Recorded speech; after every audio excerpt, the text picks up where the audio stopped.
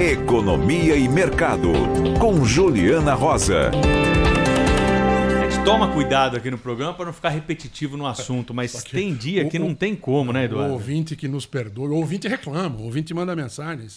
Nenhuma Rosa nasceu hoje, tá? Mas hoje, infelizmente, tem um assunto aqui que, né, Juliana Rosa, está dominando mentes e corações. Bom dia para você. E está dominando os comentários dos ouvintes também, por isso que a gente volta a falar do fundão eleitoral. Agora a Juliana vai trazer a repercussão para a economia da aprovação de quase 6 bilhões de reais para financiar a campanha política no ano que vem. Bom dia, Juliana.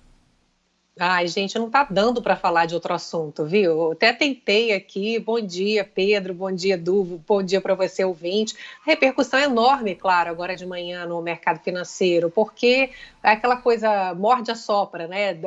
Ou, de novo, dá com uma mão e tira com a outra. A gente está aí falando a semana inteira dos movimentos ali no Congresso de discussão da reforma do imposto de renda para diminuir a carga tributária para os mais pobres e aumentar para quem tem rendas mais altas, fazer ali uma justiça social. E aí, que justiça social é essa que você gasta quase 6 bilhões de reais no fundo eleitoral, triplica o valor da verba para os partidos poderem fazer campanha, imprimir santinho? Claro que é importante ter democracia, né? Você estimular ali a campanha, principalmente de candidatos de menor representatividade, né? Que tem menos condições financeiras. A questão é triplicar a verba de campanha no momento que a gente está vivendo ainda uma calamidade pública e social, um desemprego recorde. Para você ter uma ideia aqui, o número do auxílio emergencial é em torno de 10 bi por mês. Daí você pensar que 6 bi praticamente aí de fundo é um dinheiro que faz falta para muita gente que está passando fome, né? E qual é a repercussão no mercado financeiro nesse momento? Você passa uma mensagem que não tem, de fato, uma responsabilidade com as contas públicas. Isso bate em moeda, bate em dólar, bate em inflação, está tudo conectado. A gente tem uma demanda gigantesca por recursos públicos, seja para poder dar conta desse contingente gigantesco aí de desempregados, que a gente também vem conversando diariamente, subempregados, desalentados, a demanda enorme por verba educacional, por uma demanda grande para poder trazer de volta toda a perda que os alunos de escolas públicas tiveram durante a pandemia, a demanda por saúde também, com uma demanda crescente ainda de recursos, com as sequelas deixadas pela Covid na saúde de muita gente. Então, a gente olhar esse dado é realmente revoltante e tem impacto na nossa economia por conta da mensagem que se passa. A gente tem um limite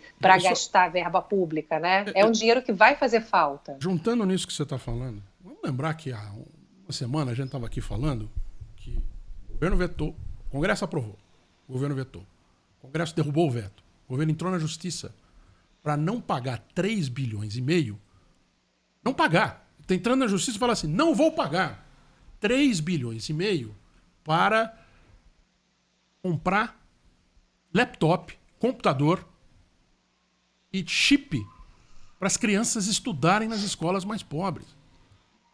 Isso já devia ter sido pago há um ano, para que agora, pelo menos, tivesse chegado esse raio desse telefone, desse computador, para as crianças estudarem. Nós estamos falando das mais pobres.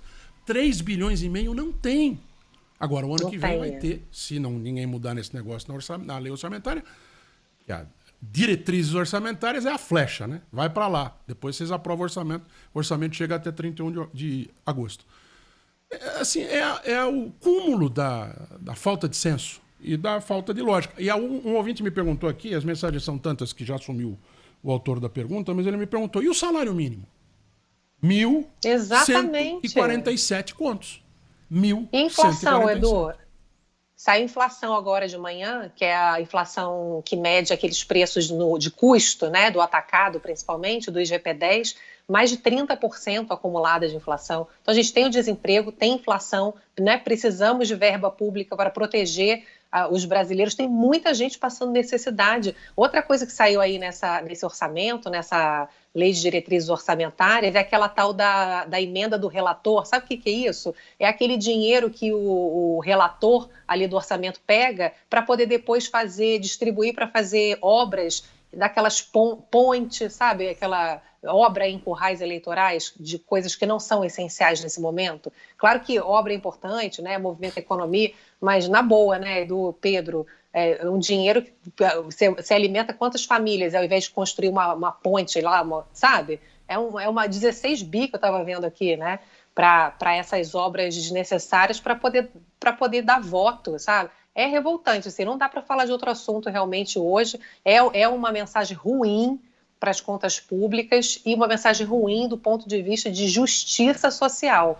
É inacreditável. E a gente falando desse assunto aqui, talvez, né, vai que sensibilize alguém, porque o orçamento, no fundo, não foi votado. A lei de diretrizes orçamentárias é o primeiro... não dá para chamar de rascunhão, porque é mais do que isso, né? Mas ainda tem tempo para moçada do parlamento da nova política, o parlamento da acabou a mamata, o parlamento do somos, né, o povo vai tomar o poder. Tá aí. Vamos ver se botam a mão na consciência antes que a gente fique, né, antes que se perca toda a esperança em alguma coisa palpável, um discurso ainda nesse ano, que vai ter eleição, né? 2020 é ano de eleição. 22. Pois é. 2022. Tá. Juliana 22, Rosa, sempre conosco aqui no Jornal Gente nesse horário para falar dos assuntos da economia, hoje falando sobre essa repercussão aí, proposta que triplica o fundo eleitoral para o ano que vem e a repercussão na área econômica. Juliana, bom fim de semana para você. Até a próxima aqui no Jornal Gente. Bom fim de semana. Obrigada. Beijo a todos. Juliana.